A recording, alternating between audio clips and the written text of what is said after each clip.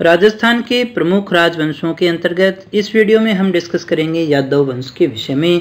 दोस्तों यादव वंश जो था वो करौली का था, तो इसलिए हम इसे कहेंगे करौली का यादव वंश। देखिएगा, इसके पिछले वीडियो में हमने भाटी वंश के विषय में बात की थी और ये हमने देखा था वो भी एक प्रकार के यदुवंशी क्षत्रिय ही थे। तो जैसलमेर के बाद में अगर आपको यदुवंशी क्षत्रियों का कोई दूसरा राज्य मिलता है तो वो रह गया करौली। कौन सा रह गया दोस्तों? करौली है, जिसके बारे में हमें पढ़ना है। करौली रियासत जो है उसका कुछ भाग मत्स्य जनपद में भी आता था और दूसरा जो भाग है वो सूरसेन में आता था। करौली जो है इसका जो कुछ भाग है वो आता था मत्स्य जनपद में और कुछ जो भाग है वो आता था सूरसेन जनपद में। अब यहाँ जो हमें जान लेना है सबसे पहली बात कि ये जो करौली के यादव हैं वो अपने आप को किसका वंशज मानते थे दोस्तों? तो करौली के जो यादव हैं वो अपने आप को श्री कृष्ण भगवान के वंशज मानते थे। तो दोस्तों क्या कहा हमने, अगर आपसे पूछा जाए कि करौली के जो यादव हैं वो किसके वंशज थे या अपने आप को किसके वंशज मानते थे, तो वो भगवान श्री कृष्ण के वंशज अपने आप को मानते थे। एक और बात अपने को यहाँ ध्यान रखनी है कि ये जो यादव है वो अपने नाम के आगे सिंह नहीं लिखते थे, बल्कि क्या लिखते थे? पाल। जैसे इनके नाम भी जो मिलते हैं, अर्जुन पाल है, हरबख्श पाल है, तिमन पाल है, विजय पाल है, तो ये अपने नाम के आगे पाल लगाते थे।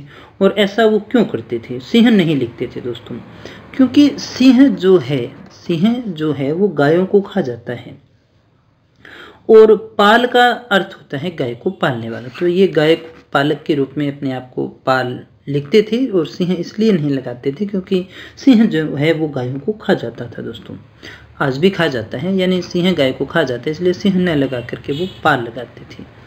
तो दोस्तों इसमें एक और जो हमें जानना है कि यादवों की कुल देवी की अगर हम बात करें तो वो कौन सी रहेगी? कैला देवी अपनी कुल देवी मान करके चलते हैं।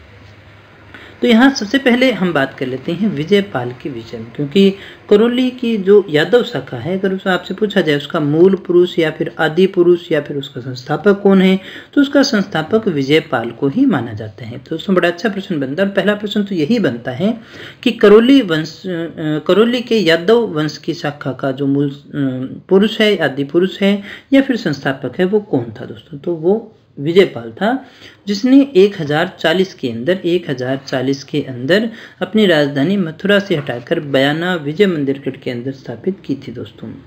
और करौली में इसी के द्वारा जो है वो यादव वंश की स्थापना की गई थी दोस्तों। तो यादव वंश के संस्थापक के रूप में हम इन्हें जानते हैं।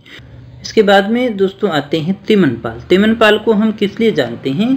क्योंकि तिमन पाल के द्वारा दुर्ग बनवाया गया था। कौन सा? तिमनगढ़ दुर्ग। और इन्होंने तिमनगढ़ का दुर्ग बनवाया और साथ ही साथ तिमनगढ़ को अपनी राजधानी भी बनवाया था दोस्तों। तो तिमनगढ़ दुर्ग के कारण ही हम इसे जानते हैं। तिमनगढ़ जो है वो तिमन पाल के द्वारा बनवाया गया था। इसके अलावा दोस्तों एक और इम्पोर्टेंट फैक्ट इसका आता है कि 1196 के अंदर मोहम्मद गोरी ने तिमनगढ़ पर आक्रमण किया था। कब किया था दोस्तों? 1196 के अंदर।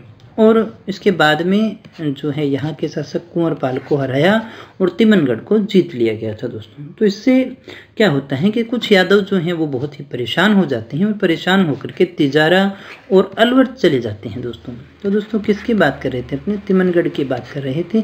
तिमनगढ़ से निकल करके ये कहाँ चले गए थे दोस्तों? तिजारा और अलवर में चले गए थे, जहाँ पर ये जाने गए खाने खाना के नाम से। किस नाम से जाने गए थे दोस्तों? खाना खाने के नाम से, खाने खाना के नाम से जाने गए हैं दोस्तों। तो यहाँ तिमनगढ़ के बारे में अपने थोड़ी सी और बात कर लेते हैं। ये जो दुर्ग है, ये जो किला है, ये तिमन पाल के द्वारा बनवाया गया था। उस टाइम बनवाया गया था जब इनका मुख्य जो साम्राज्य है बयाना पर दिल्ली के शासकों का अधिकार हो गया था दोस्तों। देखिएगा, ये तिमनगढ़ कब बनवाया?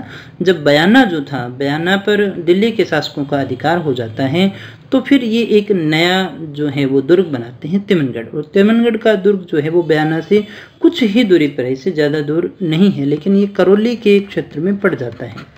और इसे आजकल जो है वो तेहनगढ़ या फिर तोहनगढ़ भी कहा जाता है।